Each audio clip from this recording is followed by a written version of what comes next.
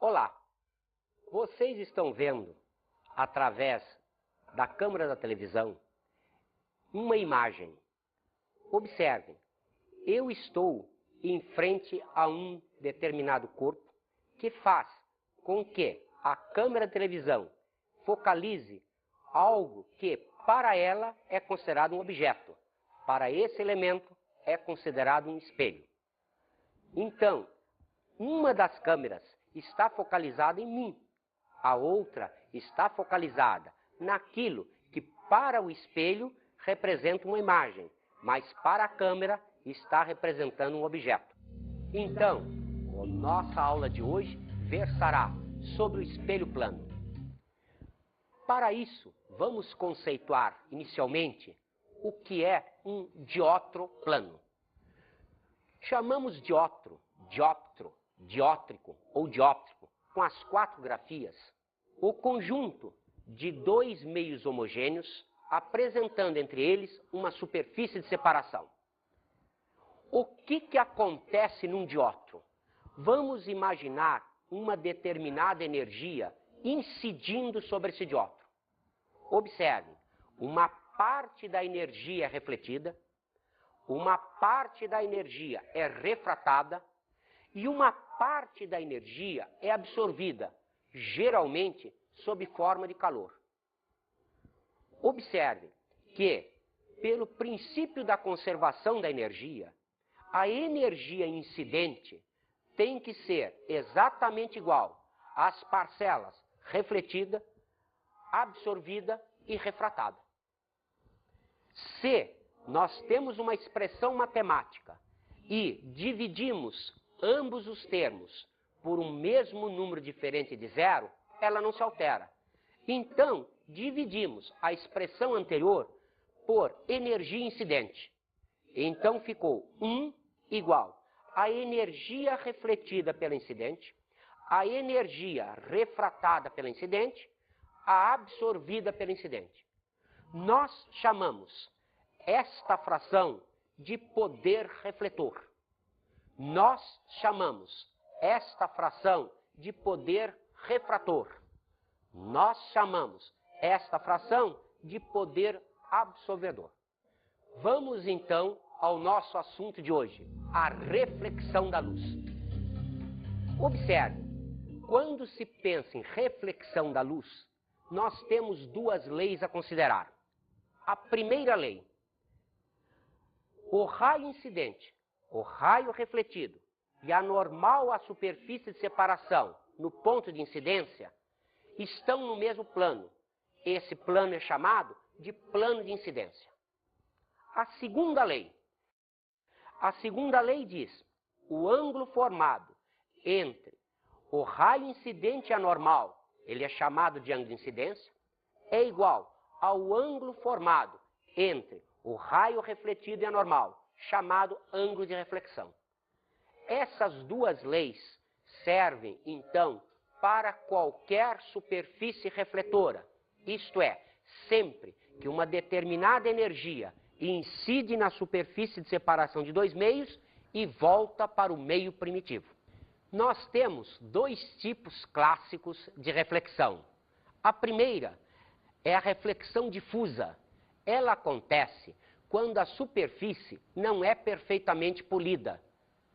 O segundo tipo é a reflexão regular ou especular, que é quando a superfície é bem polida.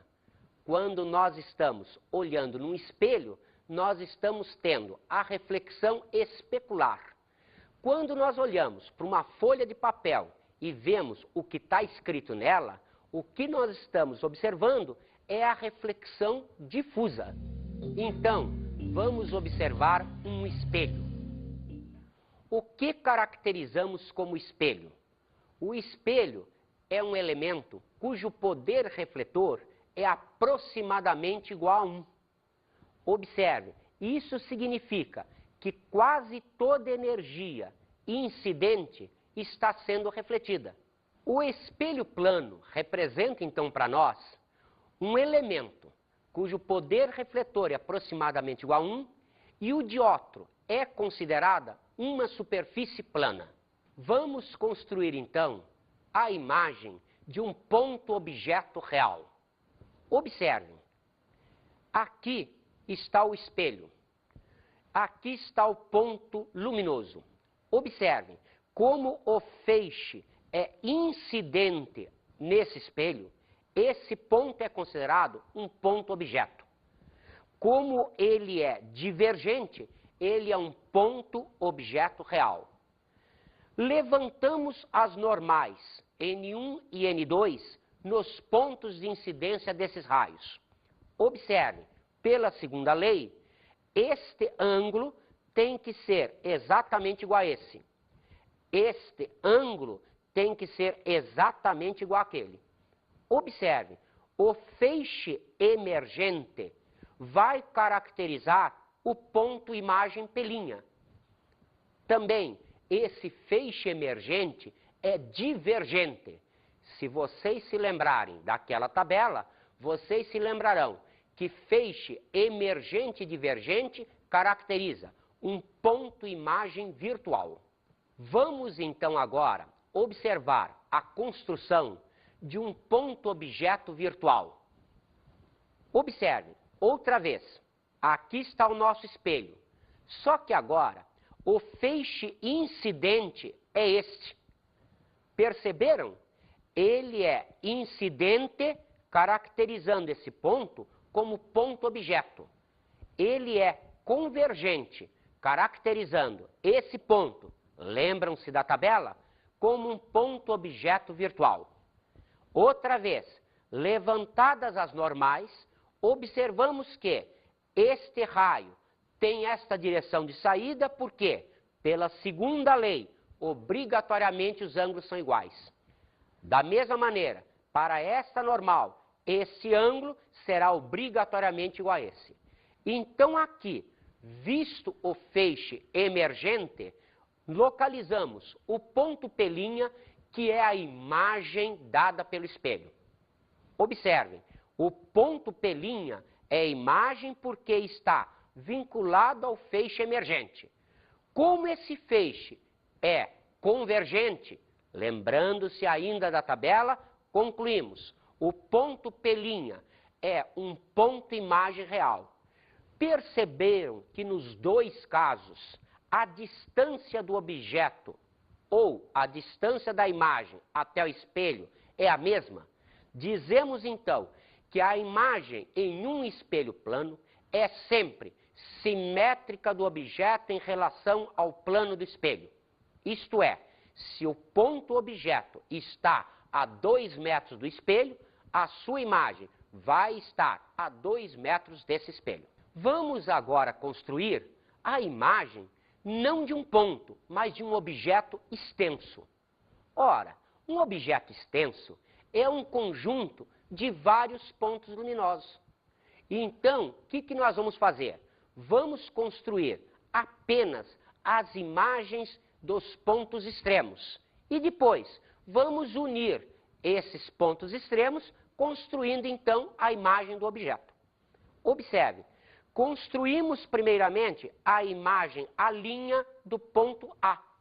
Como nós sabemos que ela é simétrica do objeto em relação ao plano do espelho, basta levantar-se uma perpendicular ao espelho e considerarmos a mesma distância. Repetimos o processo para o ponto B, extremidade do objeto. Observe, outra vez, a perpendicular ao espelho, construindo então a imagem B', simétrica de B em relação ao plano do espelho. Unindo-se os pontos A' e B', nós temos a imagem desse objeto A. Observe, essa imagem ela é sempre do mesmo tamanho do objeto. Então, um espelho plano nos dá uma imagem sempre do mesmo tamanho do objeto. Além disso, essa imagem é simétrica, isto é, está à mesma distância em relação ao plano do espelho. Essa imagem é enantiomórfica. O que quer dizer isso? Muitas vezes nós vemos imagens invertidas. O que é uma imagem invertida? É aquela onde estão invertidos os dois eixos, o eixo X e o eixo Y. Por quê? Porque o olho humano, ele tem capacidade de observar apenas imagens planas. Ele não vê imagens tridimensionais. O cérebro, que através de uma interpretação da visão biocular nossa, é capaz de dar uma ideia do tridimensional. Então, o espelho plano, o que ele faz é inverter apenas um dos eixos. Por exemplo, você, quando está se penteando com a mão direita na frente de um espelho, você se imagina penteando com a esquerda, mas você não se vê de cabeça para baixo. O que significa isso? Foi invertido seu eixo horizontal, mas não foi invertido o eixo vertical. Vamos então agora apresentar o campo de um espelho. O que é o campo do espelho? Imaginemos que eu estou diante de um espelho. Para cada posição que nós ocupamos nesse espelho, nós somos capazes de observar uma determinada região de espaço. A região de espaço observada dessa posição através do espelho chama-se então o campo do espelho. Vamos ver então isso numa animação.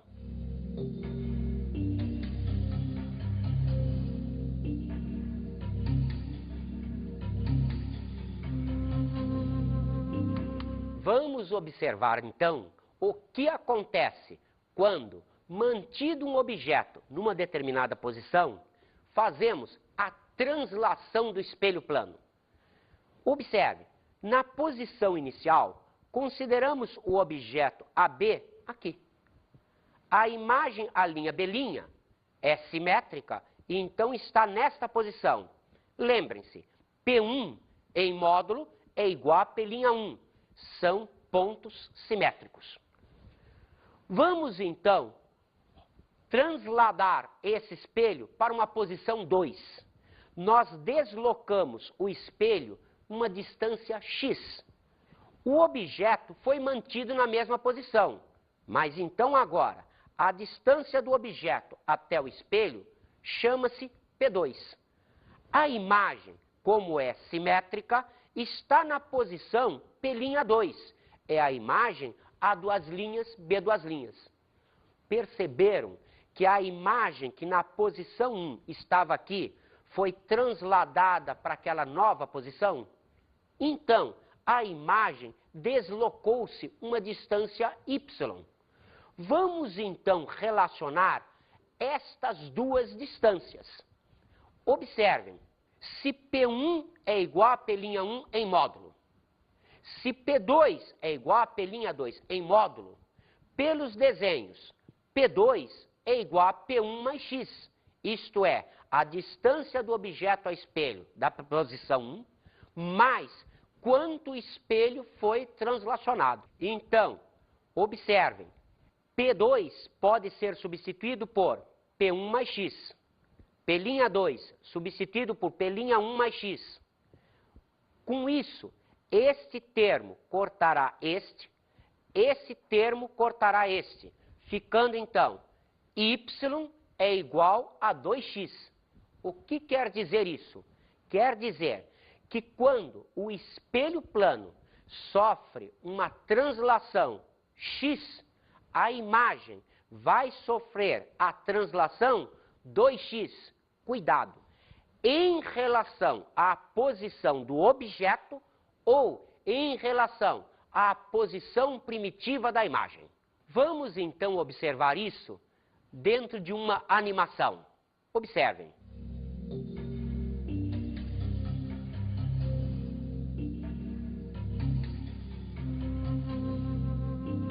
Vamos agora observar o que acontece quando um espelho plano sofre a rotação em torno de um ponto.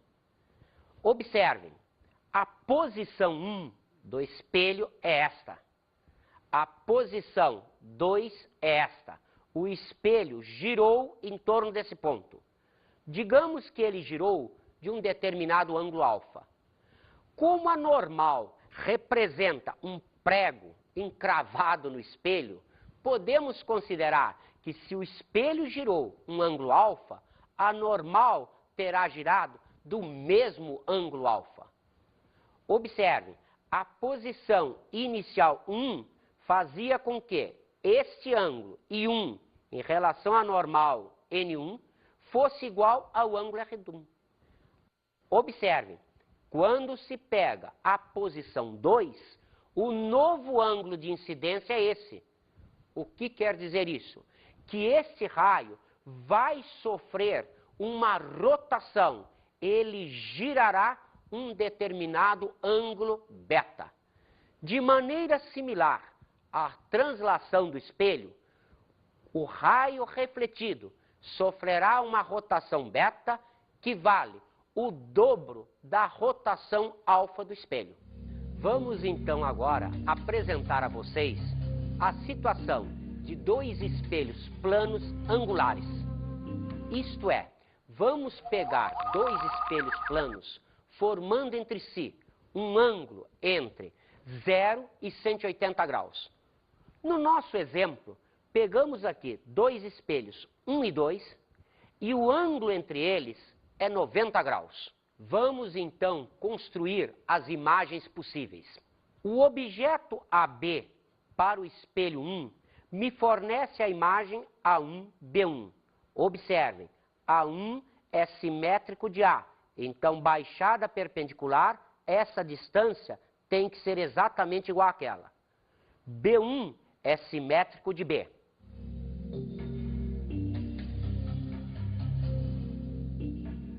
Observem que para o espelho 2, a imagem construída será simétrico de A é o ponto A2, simétrico de B é o ponto B2. Então aparece a imagem A2B2 referente ao espelho 2. Observem que nesta situação, isto é imagem do espelho 1. Isto é imagem do espelho 2. Porém, o que é imagem de um espelho pode funcionar como objeto de outro. Então, isto que funciona como imagem para o espelho 1 será objeto para o espelho 2. Você diria, mas o espelho 2 termina aqui. Não. O espelho 2, ele fisicamente termina aqui, mas ele representa todo um plano infinito. Se ele representa todo um plano infinito, ele representa como se esta linha fosse um espelho até o infinito. Então, A1, que é a imagem relativa ao espelho 1, vai funcionar como objeto desse novo espelho. Então, A1 me dá um simétrico, é o ponto A3. Esta é a imagem obtida neste espelho pelo objeto A1B1. Observe que B3 é a imagem de B1. Então, observem aqui, isto é imagem de A1B1 em relação ao espelho 2. Temos aqui, então, 3 imagens. Mas você pensaria, espere, e A2B2 também não funciona como objeto para o espelho 1? Sim, é verdade. Mas observe, se eu considerar A2B2 objeto para o espelho 1, o espelho 1 tenderia ao infinito e então estaria representado por essa linha. O simétrico de A2 é A3. O simétrico de B2 é B3. Isto é, a imagem desse objeto cairia exatamente em cima daquela imagem dada anteriormente. Então, realmente, o que eu tenho aqui são 3 imagens formadas. Observe que o objeto AB deu, então, a imagem A1B1 relativa ao espelho 1. A imagem A2B2 relativa ao espelho 2. E estas duas funcionaram como objetos para outro espelho, dando a imagem A3B3. Podemos, então, considerar matematicamente que o número de imagens dadas por um ponto em espelhos planos angulares é de 360 sobre θ menos 1. Evidentemente, quando consideramos essa expressão, estamos considerando um valor inteiro, se tivermos um objeto, porque senão teríamos uma imagem em termos de fração. Então, para ponto luminoso, é facilmente comprovável. E também, em termos reais, acho que você já viu isso várias vezes.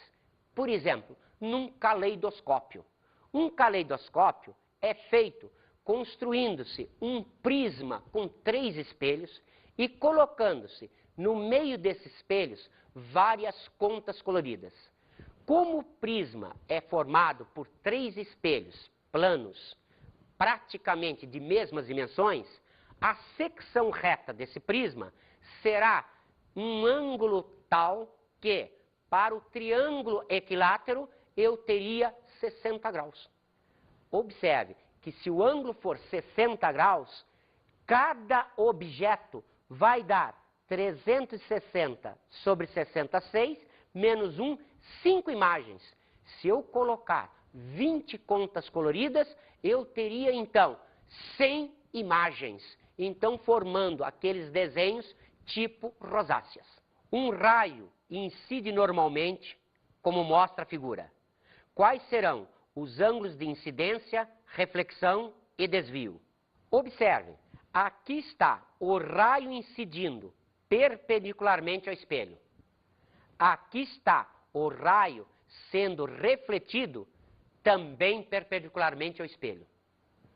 Observaram que vale o princípio da independência dos raios? Um raio não vai se chocar com o outro. Vai passar um por dentro do outro como se nada tivesse acontecido. Então, pergunta-se, quais são os ângulos de incidência, reflexão e desvio? Lembrem-se, esses ângulos são definidos em relação à normal, não à superfície do espelho. Então, pela segunda lei, nós podemos dizer que o ângulo I igual a ângulo R, ângulo de incidência igual a ângulo de reflexão. Como o ângulo de incidência é igual a 0, obrigatoriamente, o ângulo de reflexão será igual a 0. Agora, queremos saber qual é o desvio. O desvio representa o ângulo entre a situação inicial e a situação final.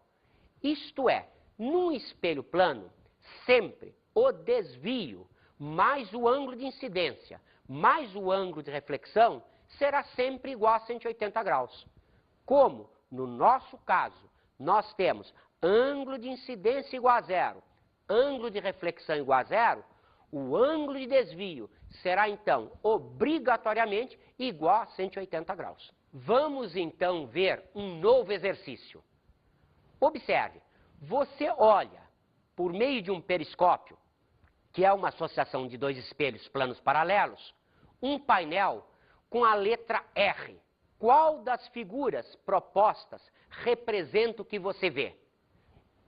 As nossas opções são esta, esta, esta, esta ou esta. Perceberam? Aqui eu tenho 2 espelhos planos paralelos. O que significa isso? Significa que esse R para esse espelho dará uma imagem enantiomórfica. O que quer dizer isso? Que haverá rotação em torno de apenas um dos eixos. Então, para este espelho, a imagem formada será essa. Mas como vimos nos exemplos anteriores, esta imagem funcionará como objeto do segundo espelho. Então, isto, que seria a imagem do primeiro espelho, vai funcionar como objeto do segundo. A imagem, então, que funciona como objeto do segundo, vai fazer uma nova rotação. Se vai fazer uma nova rotação, 2 rotações de 180 graus representam uma rotação de 360 graus. Isto é, a imagem voltará a ser o nosso R conhecido. Perceberam que esse exercício poderia ser respondido apenas por lógica, não precisaria de muita física? Você pensaria, isso é o princípio do periscópio. O periscópio é usado em submarinos para se torpedear um navio. Se o torpedeiro, olhando pelo periscópio, visse o navio indo para a direita, quando ele estivesse indo para a esquerda, ele não acertaria o torpedo. Então, por lógica, o que ele vê no periscópio deve ser exatamente o que está na frente dele. Vamos fazer, então, o próximo exercício. Um quadrado ABCD tem o vértice A ocupado por uma fonte de luz e o vértice B por um espelho plano de pequenas dimensões. Na condição inicial, o raio refletido segue a direção BC. De quanto deverá girar o espelho para que o raio refletido mude sua direção de BC para BD? Observem, aqui está o quadrado. Aqui está a fonte luminosa no vértice A, o espelho no vértice B. O raio incidente no espelho está saindo pelo segmento BC. A normal do espelho representa essa diagonal. O que acontece se eu quiser que este raio saia por BD?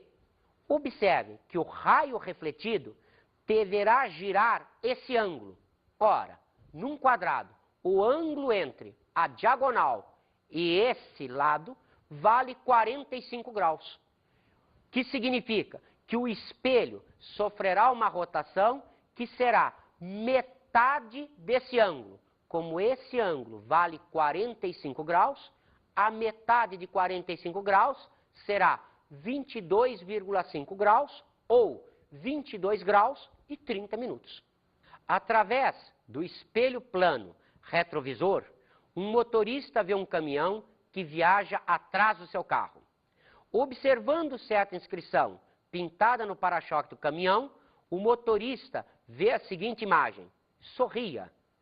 Pode-se concluir que a inscrição pintada naquele para-choque é: como vocês veem, se o motorista vê a inscrição sorria assim, as nossas opções são esta, esta, esta, esta ou esta.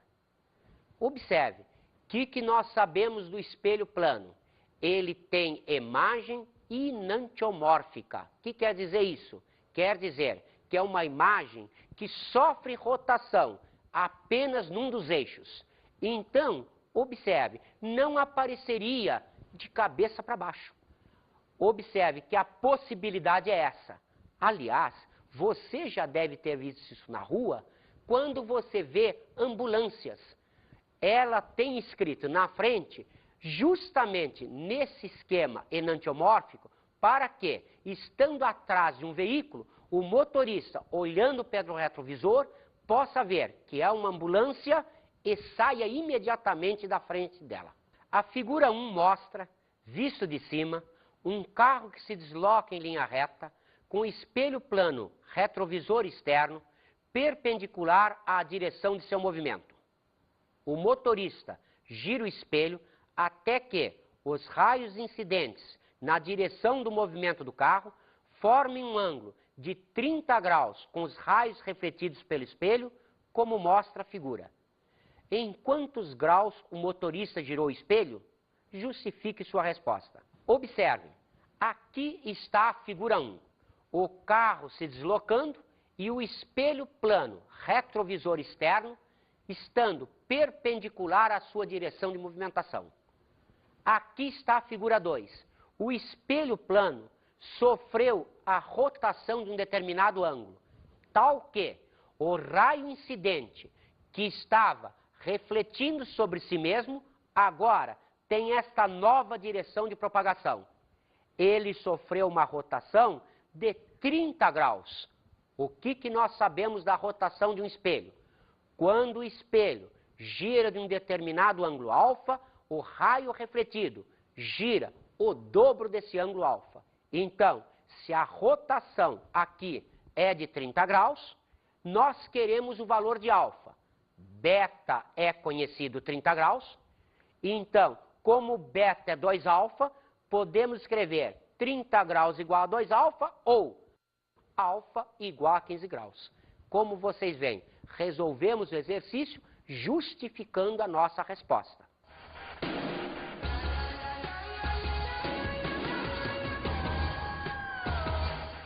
A nossa dica de hoje é que, como óptica geométrica, ela representa estudo de raios luminosos, é muito bom que você se lembre, em matemática, de triângulos semelhantes. Vamos usar bastante.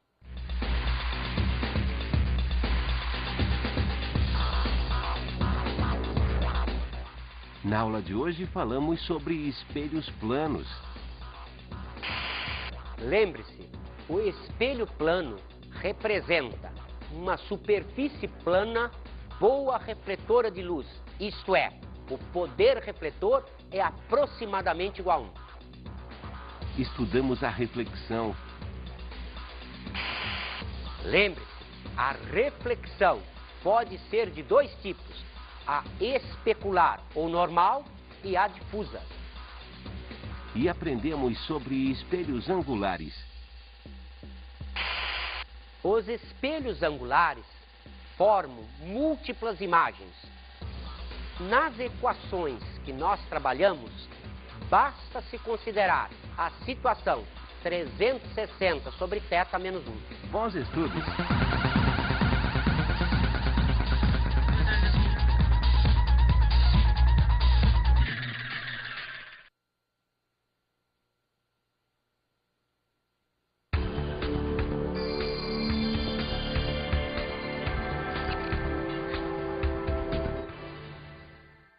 Na translação do espelho plano, precisamos tomar muito cuidado para lembrar ao aluno que, quando o espelho se desloca x, a imagem se desloca o dobro, em relação ou ao objeto ou à posição primitiva da imagem, não ao espelho.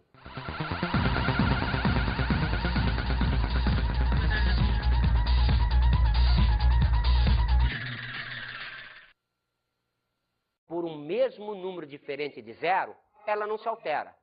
Então, dividimos a expressão anterior por energia incidente. Então, ficou 1 igual a energia refletida pela incidente, a energia refratada pela incidente, a absorvida pela incidente. Nós chamamos esta fração de poder refletor. Nós chamamos esta fração de poder refrator. Nós chamamos esta fração de poder absorvedor. Vamos então ao nosso assunto de hoje, a reflexão da luz. Observe, quando se pensa em reflexão da luz, nós temos duas leis a considerar. A primeira lei, o raio incidente, o raio refletido, e a normal à superfície de separação no ponto de incidência estão no mesmo plano. Esse plano é chamado de plano de incidência. A segunda lei diz: o ângulo formado entre o raio incidente e a normal, ele é chamado de ângulo de incidência, e a câmera está representando um objeto. Então, a nossa aula de hoje versará sobre o espelho plano. Para isso, vamos conceituar inicialmente o que é um diótro plano. Chamamos diótro, dióptro, diótrico ou dióptrico, com as 4 grafias, o conjunto de dois meios homogêneos, apresentando entre eles uma superfície de separação. O que acontece num diótro? Vamos imaginar uma determinada energia incidindo sobre esse diótro. Observe, uma parte da energia é refletida, uma parte da energia é refratada e uma parte da energia é absorvida, geralmente sob forma de calor. Observe que, pelo princípio da conservação da energia, a energia incidente tem que ser exatamente igual às parcelas refletida, absorvida e refratada. Se nós temos uma expressão matemática e dividimos ambos os termos igual ao ângulo formado entre o raio refletido e a normal, chamado ângulo de reflexão. Essas duas leis servem, então, para qualquer superfície refletora, isto é, sempre que uma determinada energia incide na superfície de separação de dois meios e volta para o meio primitivo. Nós temos dois tipos clássicos de reflexão. A primeira é a reflexão difusa. Ela acontece quando a superfície não é perfeitamente polida. O segundo tipo é a reflexão regular ou especular, que é quando a superfície é bem polida. Quando nós estamos olhando num espelho, nós estamos tendo a reflexão especular. Quando nós olhamos para uma folha de papel e vemos o que está escrito nela, o que nós estamos observando é a reflexão difusa. Então, vamos observar um espelho. O que caracterizamos como espelho? O espelho é um elemento cujo poder refletor é aproximadamente igual a 1. Observe, isso significa que quase toda energia incidente está sendo refletida. O espelho plano representa, então, para nós, um elemento cujo poder refletor é aproximadamente igual a 1 e o dióptro é considerada uma superfície plana. Vamos construir, então, a imagem de um ponto-objeto real.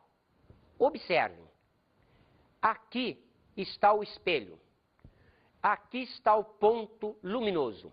Observem como o feixe é incidente nesse espelho, esse ponto é considerado um ponto-objeto. Como ele é divergente, ele é um ponto-objeto real. Levantamos as normais N1 e N2 nos pontos de incidência desses raios. Observe, pela segunda lei, este ângulo tem que ser exatamente igual a esse. Este ângulo tem que ser exatamente igual àquele. Observe, o feixe emergente vai caracterizar o ponto imagem pelinha. Também,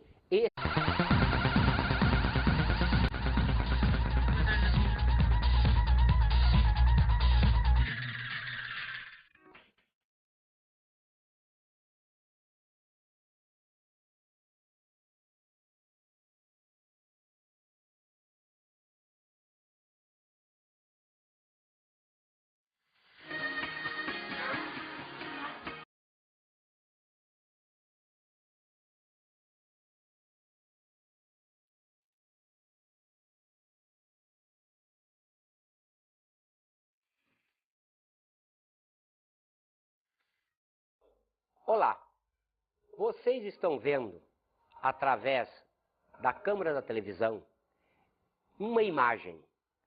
Observem, eu estou em frente a um determinado corpo que faz com que a câmera da televisão focalize algo que para ela é considerado um objeto. Para esse elemento é considerado um espelho. Então, uma das câmeras está focalizada em mim, a outra está focalizada naquilo que para o espelho representa uma imagem, mas para